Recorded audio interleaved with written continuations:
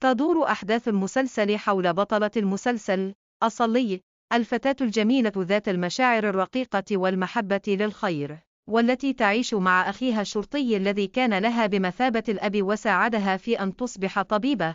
وبطل المسلسل فرحات، الذي لا يعرف ما هو لحب، ويمتلك مشاعر قاسية لا ترحم أحدا، وذلك بسبب طفولتها التي عاشها على عكس أصلي تماما. تبدأ أحداث مسلسل حب أبيض وأسود سيا بيزاسك بقيام أحد الأشخاص بسرقة جهاز الحاسوب الخاص بخال فرحات الذي يحتوي على جميع الملفات المهمة التي تدين بتورطه بأعمال غير قانونية، إذ يضطر أن يطلب المساعدة من فرحات لاستعادة الجهاز. تبدأ الأحداث بالتصاعد باستدراج الطبيبة أصلي من أمام المشفى الذي تعمل فيه من قبل فرحات ورجال متظاهرين بأنهم طاقم سيارة الإسعاف، حيث يتم اختطاف أصلي وإجبارها على إجراء عملية جراحية غير قانونية لرجل مصاب له علقة بسرقة الجهاز، حيث يتظاهر فرحات بأن لرجل المصاب ووالده توافق أصلي على إجراء العملية، ثم تحتجز في اسطبل للخيل لحين التأكد من سلامة واستيقاظ الرجل.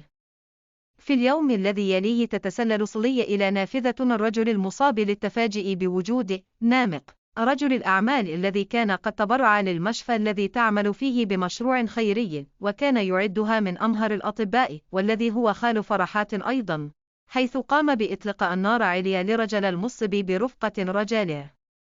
يكتشف الرجال وجود أصلي، فيطلب نامق من فرحات قتلها لأنها رأت ما لا يجب أن تراه، وتتوالى الأحداث المشوقة بعدها، ويزداد تعقيد المسلسل بما لا يتوقعه المشاهد، حيث تدخل أصلي في متاهة كبيرة وتصارع بين عالم للشر ولا خير ولا حب واحد.